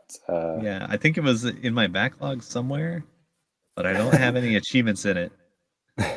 So I don't know. Oh, get rid of it then. Right. Sonic 2, the original Sonic 2, is $4 at the moment. Some people like that game. Yep, some people who didn't play Super Mario World like that game. Demon Turf, another Thai classic. Well, that's Neon the Splash. Neon Splash one. Is that the That's older like one? different. Newer one? Oh, that's Newer different. one. Okay, sorry. You don't know if that one's good or not. Yeah. Okay. I assume it looks cool. Cool. Horizon Chase Turbo. Actually, I might get this. Yeah, that's a sick deal. $4. Let's go. $4. Yeah, down from 20. This is matches previous low. So this is the lowest it's ever been. Well, it's probably been this low once more before. Sale ends in 19 hours. Sorry, audio listeners. Yes. Live video listeners, watchers, get on that shit right now. Yeah, that looks really cool. That's like based on that other game, Super Nintendo. Top Gear. Game, right? Yeah, that's the one. Well, the I mean, Hotline another Miami one collection. Yeah. Sorry, Danny. I was going to say, like, just actually right on that same row, Sega Ages Virtua Racing. I mean, we haven't talked about that for a long time. 2019 release. Really fun. That's got like 8-player online, right? Yeah, it's pretty crazy. Other than, I mean, it's a little bit bare bones, but I mean, it's cool. It's just like visually, it's very much of its time, but they really sharpen it up. It's cool. Right, it's only $4. There was that Hot Shot Racing that kind of does the same thing, but like a little bit more modern, a little bit better. That we all bought. That's a good game. Except me. Did I buy it? Hotline Miami Collection is $6.24 at the moment. That's a good deal. Archives Donkey Kong. It's funny because this picture now reminds me of the Mario trailer, the movie. Right. I think right now, until apparently maybe December 15th, like all sorts of Nintendo Arcade Archives games are on sale. So check them out if you're into that. So Donkey Kong Arcade Archives. Is that $8 for a MAME ROM? Yeah, it's $5.59. They do have a couple of. They do have all the different stuff that comes with the Arcade Archives games, like leaderboards and a couple other things like that, challenge modes. Nice. Lowest price ever. You can join the Donkey Kong competitive scene. Right. Some of these games. Yeah, you can be like Danny. This ladder is actually in the trailer. I was watching the Game Explain analysis thing that they did. Right then, I don't know. Castlevania collection that was just mentioned earlier. Somebody got that. That's $4. Right. Yeah. Lowest price ever. Wow. Good deal. That is a good deal. Battle Chef Brigade. This was like not a launch Switch game, but like an early big Switch download game. It combines like food game and like an action game and like an RPG. It's like a mash of genres, and it's apparently pretty good. It's $8, $7.99 at the moment. Yep. Okay, almost all the Steam World games are on sale as well, and all the Doom games as usual. The Contra collection. I don't know if this one is good. The Contra collection. It's the same as the Castlevania one, basically. I think it has even like the same menus and stuff. Okay, just like got a template how to make these anniversary collections. Yeah, that's $4. Resident Evil 1 and 4 are $10, and I think I remember earlier I saw Wait, go Skullgirls, let's go. Oh yeah, Skullgirls, second number. We are contractually required to shill for that. Right. Exactly. Thanks for the money, Cyrus. Sorry, $8.49. Cyrus, you're welcome. Yes, and that is getting the updates that are coming out. I think they're actually coming out in December, maybe right when that sale ends. Okay. So like it'll get the new character pass and stuff. Nice. So like, if you don't have that, I highly recommend it. Cool. I might like triple or septuple dip on that. I was going to say, haven't you bought that several times already? Right. Yeah. I I gave like $200 to the fucking crowdfund. Right. How much more money can you give, Cyrus? Brothers, A Tale of Two Sons. That was a kind of an indie darling, I guess they say. Down from 15 to 374. That's supposed to be pretty good. I was bored No? by it. You were bored by it. Okay. Yeah. Cancel that order. Fight and Rage, however, is one of the finest video games ever made. Do you want it for the lowest price ever?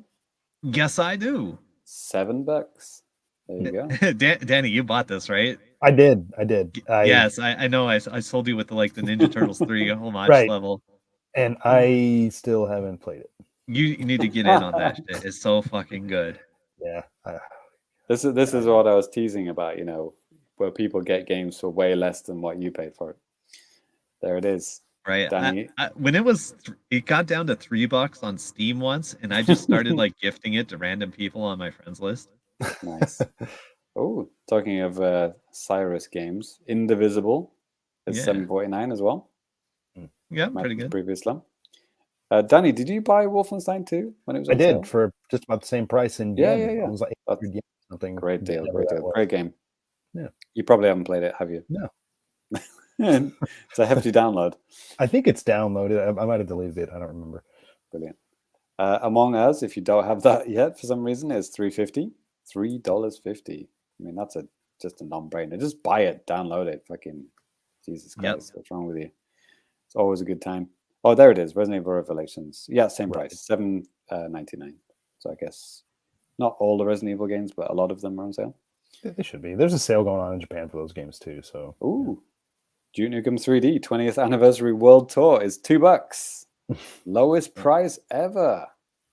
This is well, it's not a full remake. Ty, do you know what this is? Is it just like a slightly jazzed up version? Or? Yeah, I haven't played the jazzed up version, but I assume it's just upgraded a little bit. Okay, now still a bit optimized, a bit nicer. Okay, I need to see a screenshot. Does this look any better than the original or not? Ooh, it's pretty fancy. Textures are like a little bit clearer. Yeah. Nice blurry. It looks like they actually have some dynamic lighting and stuff. Yeah. I don't think that was in the OG right. 3D. That's right. Cool. I think that brings us to the end of the sack. Oh, My Friend Pedro. Oh, shit. Yes, get that. My Friend Pedro is great. Worst name ever. Worst name ever for a really good game. It's basically Max Payne or 2D. The Matrix, the game, but good. Yeah, it's really good. But it's like a tip from a side angle. It's not. It's 3D, but it's only from the side. Basically, shoot people in slow motion with Uzis and riding on a skateboard and spinning around in the air and feel like a badass. It's great. Mm-hmm. Right then. So from my sack to Ty's, sorry.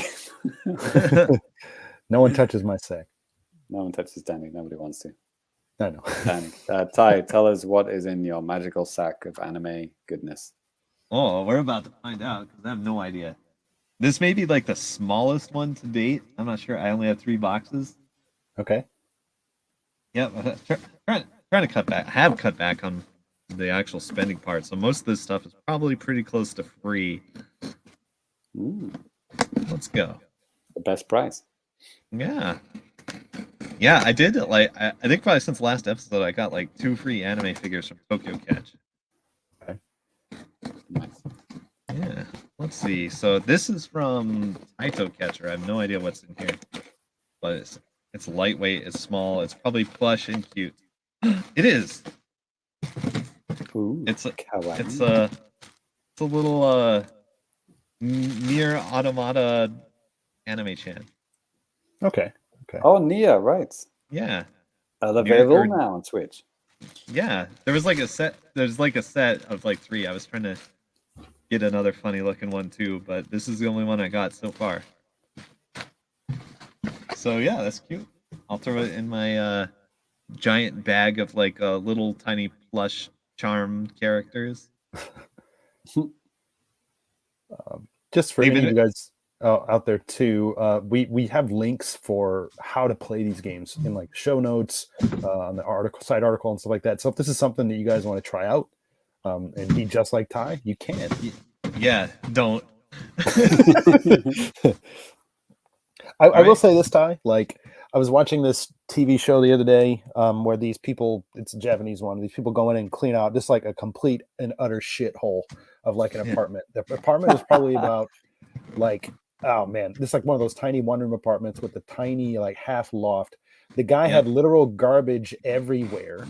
And they came in and cleared stuff out. And the guy, I remember one thing he said that really stuck with me. It's really unbelievable. He's like, yeah, man, every time when I eat something, I just like throw it on the throw it on the fucking ground right next to me. And I just like lay around in it and shit. It's like, what the fuck is wrong with people? Man? Nice.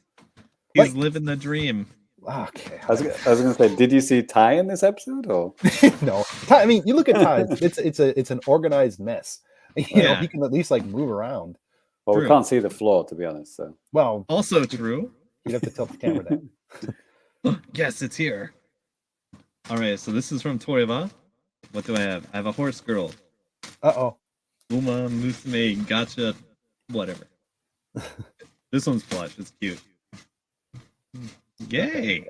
There's her little horse ears, Okay. right? Doesn't it just want to like make you want to feed like $300 into your mobile phone, Yes, obviously. right? Okay, now, all right, get the warning up. This is like the horniest figure I've won in quite a while. nice. All right, look away, Mom. Don't come in. It's what's her face? Albedo from Overlord. That's the name of the show. And she's taking her clothes off. Oh my goodness. Let's go. Wow. Yep. Don't come in, Mom. Right. I'm gonna leave that right there. All right. Let's see. Say that for later. One more box. This one's kind of big and heavy, actually. Ty, James Allen said, hey, I bet Ty's Switch is still in the box behind him. Yeah. I've never opened it or played it once in my life.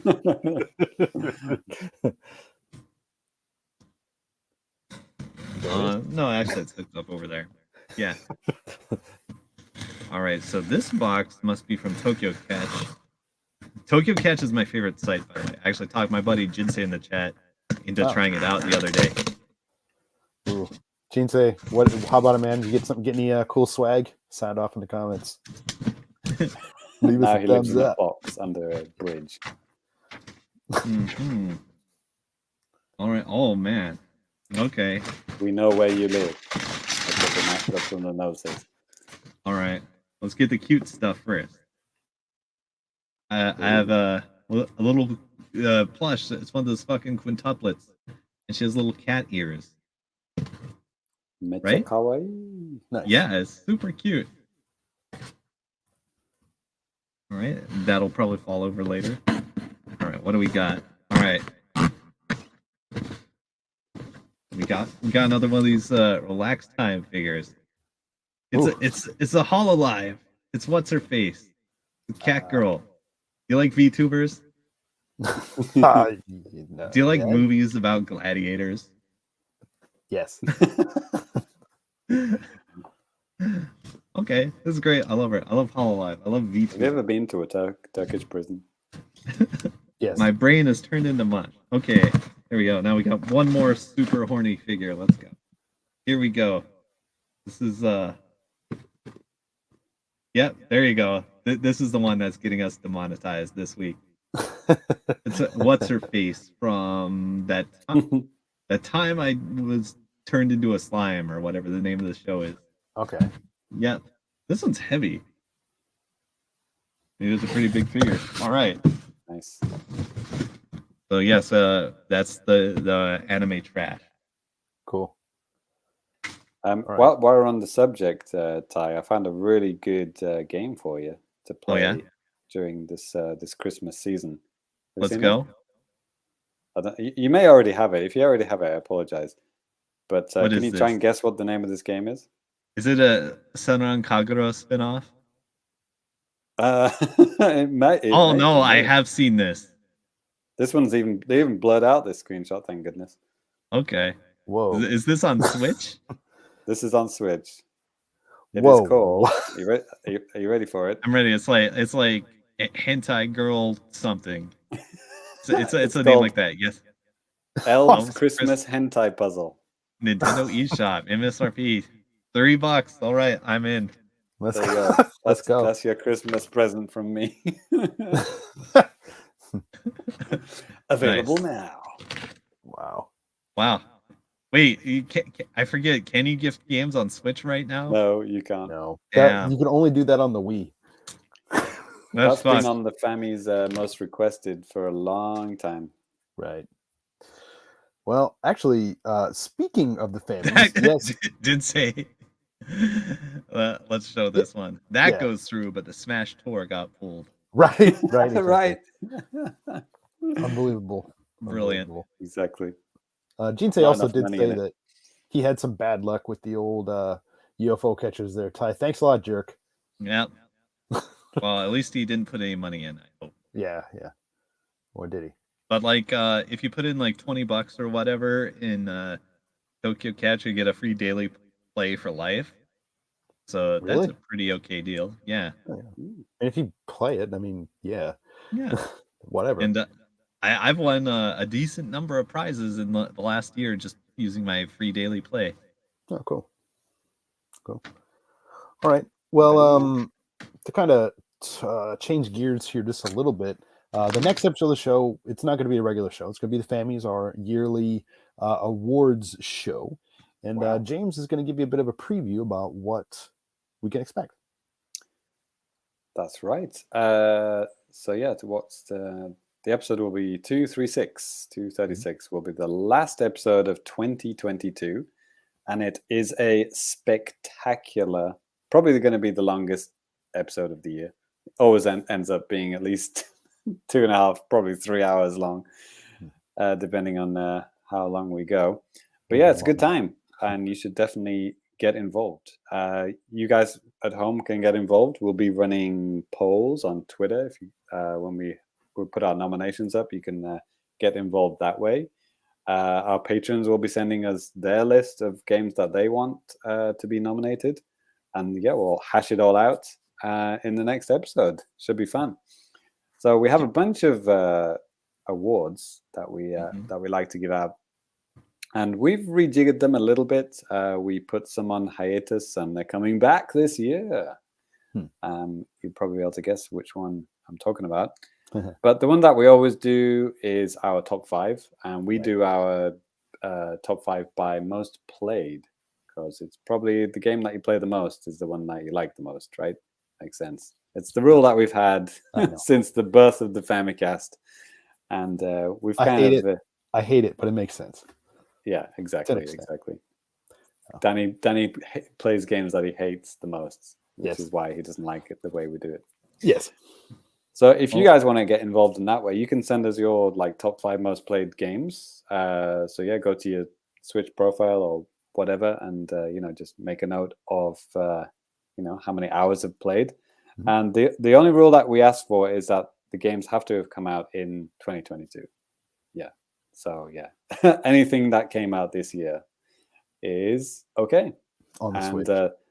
As we always say, if it came out in 1999 on PC, but it only came out this year on Switch, that's fine. Okay, if it's because Switch is full of games which are quite old on other consoles, but they're brand new to Nintendo. We've had quite a few this year, like Nier, for example. Yeah, I'd say 2. That's okay. Obviously we have guys like Ty in the show, and he doesn't play a lot of Nintendo. But I mean, if you're just out there too, if you guys just have I do, it shows up in the search for hentai on the store. Right. All right. But if you guys just have anything, you just want to tell us what you guys have been jamming on this year. Maybe top 5 might be good. If you give us like a top 47. I don't think we'll read them all out on the air or something. Maybe top 5 would be good. Yeah, especially if they haven't even broken played for a little while. Don't even bother with those ones. Right. We want you played at least 5 hours of it. Come on. Yeah, right. Hey, Panty Party is 80% off. Brilliant. Maybe we should have a new award. Best hentai game. We should get that on the next game night. 4 days remaining on that sale. There it is. Yep. So yeah, we'll be talking about our top 5 most played. We might do a little bit update of older games that we're still playing. Things like that.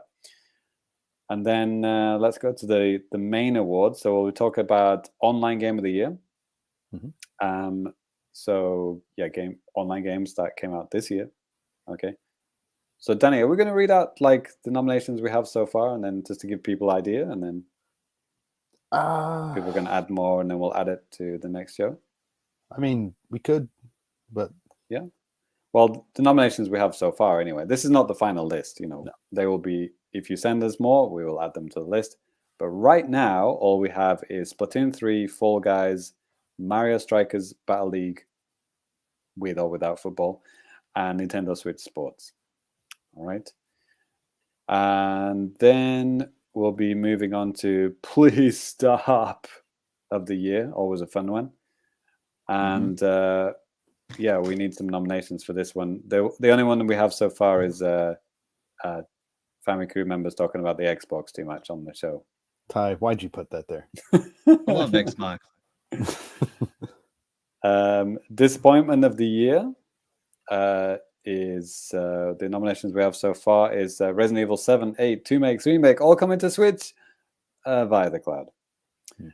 And the Advance Wars being cancelled / the Russian invasion of Ukraine is also another nomination.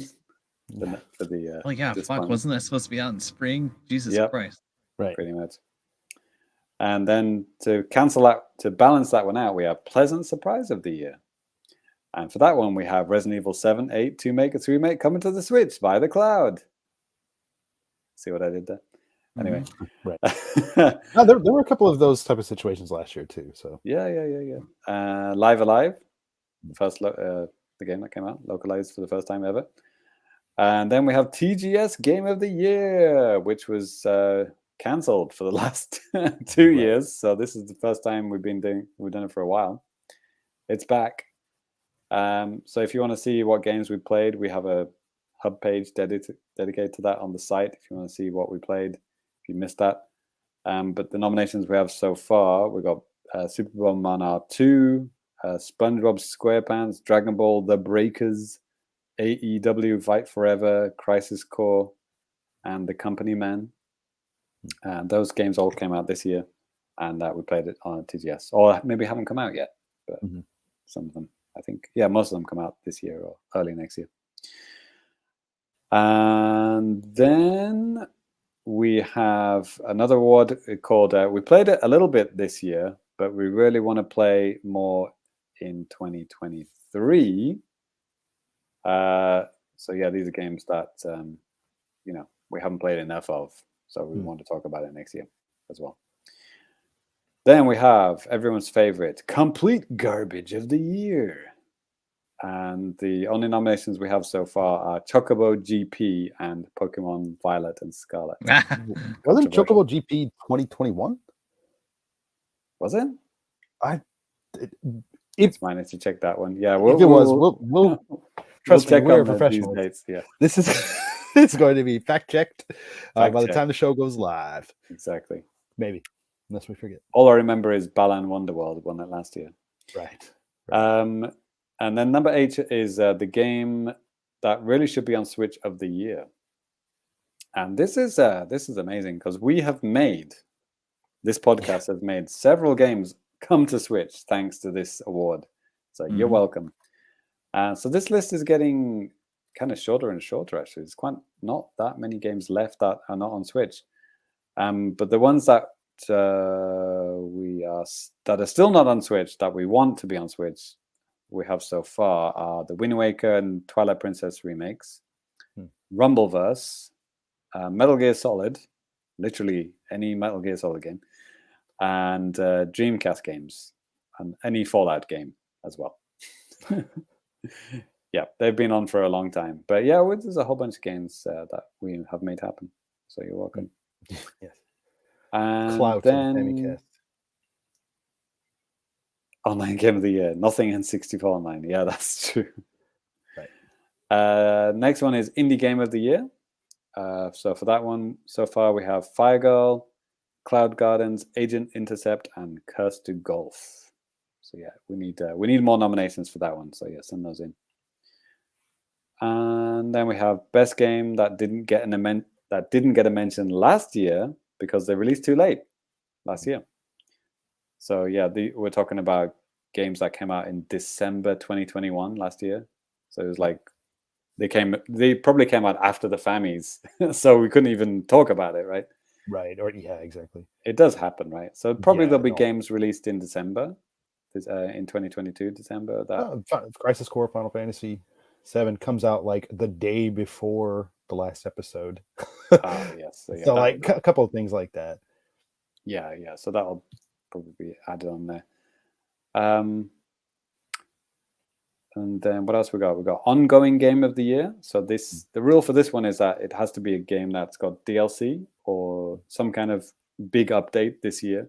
So it could be an older game, but it has been updated, like got a major, DLC pack, whatever. So the nominations we have so far: Overwatch 2, Mario Kart 8, Switch Sports, and Cuphead. They all got DLC. And then, yes. Oh, Super Hype Get of the Year. These are, hype moments from the year. Like could be probably Nintendo Direct announcements, things like that. The announcements we have so far are the GoldenEye announcement and the Splatoon 3 Big Run announcement. No guesses who added that one. And then we have Best Music Tracks of the Year. Oh, this is a fun category. Yes. We've only got a couple of nominations so far. We'll save that one for the show because, Danny usually likes to add those tracks in so you can listen to them as well. But if any music from this year, let us know. Right. And that will be for the audio version only when I'm adding in those. Right. Worry about copyright stuff.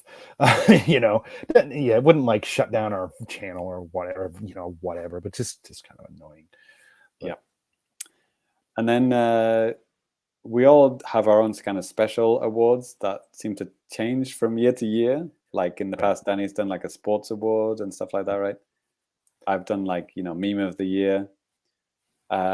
So who knows what it's going to be? For mine, it could be the best Shenmue shirt of the year. And then I'll just come in wearing this old number and boom. Word.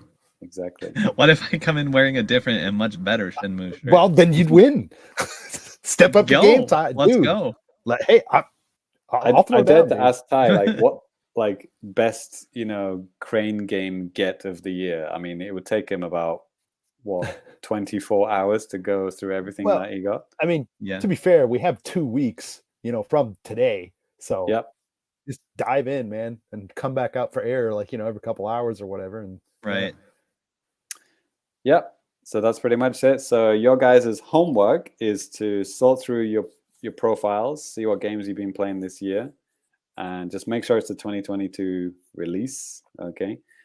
And make a note of it, get ready, and send it in to us. Whatever, Twitter, email, Facebook, not that one. Whatever. Send it to us. Bookface. Or even a reply to this YouTube video will be fine as well. If you're watching on YouTube. Right. The famicast@gmail.com is probably good if you got like a big long list of stuff. And we've got Discord as well. Discord is a good thing. Yep. Yeah. Whatever so many ways way to get whatever way feels good. If it's Facebook, sorry, we're not going to answer. Yeah. But exactly. So should be a good one, guys. It's always good fun. And enemies/friends are always made. It's great. Yeah. Delete as appropriate. Just like the good old days. Exactly. Right then, Danny. We've got a little bit of feedback before we get out of here. Yeah. And yeah, like James said, we do got just a little bit of feedback from you guys. If you want to hit us up, you can. If you have something a little bit longer form, feel free to hit us up via email, thefamicast@gmail.com. Hit us up on Twitter at the Famicast. Sound off in the YouTube comments, sound off in the comment of the site article, and we can read out your stuff like these guys.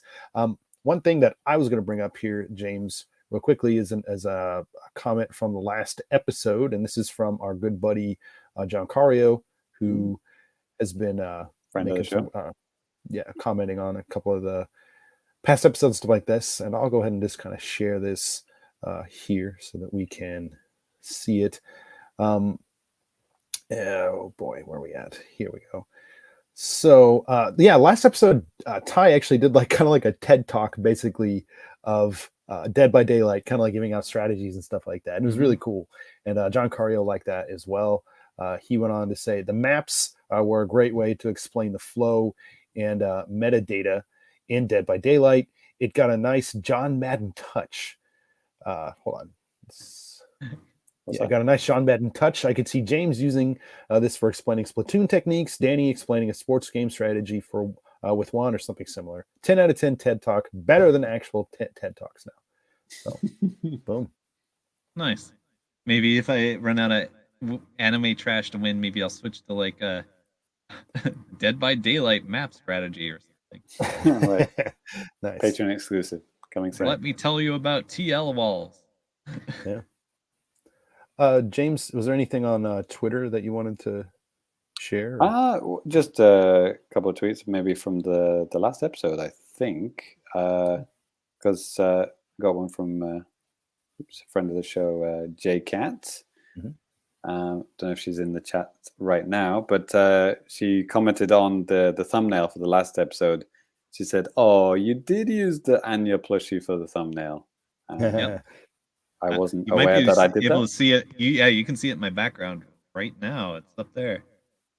That's cool. Not to blow you up, but yeah, there it is. So check out the thumbnail from the last episode if you want to know what we're talking about. Genki, James Allen are all hyped for this show. Hope we lived up to your expectations. Of course we did. I think that was actually for the Mario trailer. No, I think it's the Famicast, Danny. I think you're wrong. Sure. Yeah. Russ Greeno is asking, no Dead by Daylight chat? There was Dead by Daylight chat, Russ. Of course there was. Don't even think about it. Right. Of course you. And Jake also asked, are we going to be talking about the new Super Mario Brothers trailer? Nope. The answer is yes. We talked about it for probably about 20 minutes, longer than we should have talked about it. Yep. That's especially okay. in the Japanese version as well, right? Which no one is even bothered. All right, we have no verified followers or anything, so we'll just ignore that bit. Yeah, J-Cat's in the chat too. She said. Also too, yeah, and Jinsei's been throwing out some pretty funny ones in the chat here too. Like at one point, he's the guy I've been playing Dead by Daylight with non. Okay, right on. He helped me create the RPD strategy I diagrammed last episode. Oh, okay, right on, man, right on. And he also said this one too: more hentai games, and I'll be here more. And also, he said, "Hey, I volunteer to review those hentai games." Cool. Yo, I just got like an email from like Nintendo JP, like asking me to fill out a survey about Otoko Cross Mahjong Strip Femboy nice. Mahjong. It's like I wonder what the survey is like. Why the fuck do you have this game? Yeah, nah, it's probably just like regular survey if you get points and shit like that. They did offer points. Just a template. Did you enjoy hentai game? Hell yeah, brother. Yeah.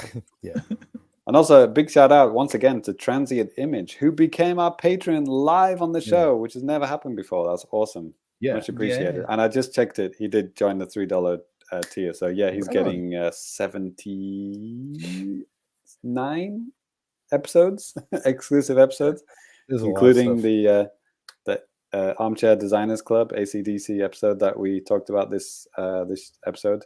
About that was a banger. The retro remakes. So yeah, good times ahead, my friend. Good times ahead. So we'll be getting in touch soon. So how you can download all that good stuff. Yeah, get it. I think you're in the Discord already. Awesome. Fantastic. Cool. Yeah, we'll chat to you on Discord in our private exclusive channel that we reserve for patrons, where Ty shows all the best hentai.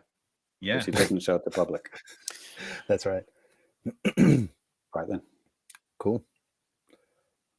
All right. So is that a wrap, Danny? Yeah, I think so. That's a wrap. So yeah, that is gonna do it for the show. So before we leave, we're gonna go ahead and give out all of our Twitter handles and all that type of stuff, so you guys can follow us on Twitter. Hive. That's Hive weird. I like it, but it's not. Yeah. Okay. That's a talk. It's a long way to go to get to Twitter's level, but yeah. Right. I've already thrown in with Mastodon. I don't understand how to use that thing. Right. Anyways, I think no matter where we go, we're probably all going to have a similar username. If you want to follow me almost anywhere on social media, you can follow me at DannyBiv, DANNYBIV. JC. I'm at FamiComplicated on Twitter and Hive. Cool. Mm-hmm. Ty. I'm at Elon Musk. Checkmark verified. Me too. Wow. Me too. Yes. Piece of crap. Me too. What the hell? All right. Yeah, Super Cat Drugs on Twitter for now, for as long as the site lasts. Yeah. Yep. I tried to get back into my MySpace, but like that site is like broken. Like I can't access my old account. Oh my god. Yeah. I'll keep trying. Yeah. I don't know if it'll work. No. Don't even know if it's a joke anymore now. Right. The days that we're living in. Yeah. I mean, like I would do it like as an ironic hipster thing. At least. Yeah. Right on. All right. Well, actually, James, just a technical thing. Could you screen share like the December background thing, like for the end of the show, or is that? Oh, yes, I can do that if you just give me about. Sure. You can select files, right? You'd have to. I think you can only do a screen share on that. Oh, okay. I'll try to do that right now. But, so yeah, Danny, go ahead. Yeah. So I mean, so this is the last regular episode of the Famicast. The next one is the Fammies, and that's going to be live on December 14th, I believe, and then that'll go out to the audio listeners on the 16th. So I hope you guys are looking forward to it. It's always fun to put on. It's a little bit tiring, but we make it through. And then we'll go into the holiday season and hopefully have time to play a bunch of video games. There we go. And make it full screen, could you, James? I will try to do that. Just to hit the green thing. I mean, there you go. Yeah, nice. Well, as always, James, Ty, it's always fun to get together and. You're welcome. Thank you very much. So that will do it for the Famicast 235. Thank you guys out there for listening and watching. We will catch you next time for the Fammies. Woo, woo, woo, woo, woo, woo. Peace. Peace. Merry Christmas.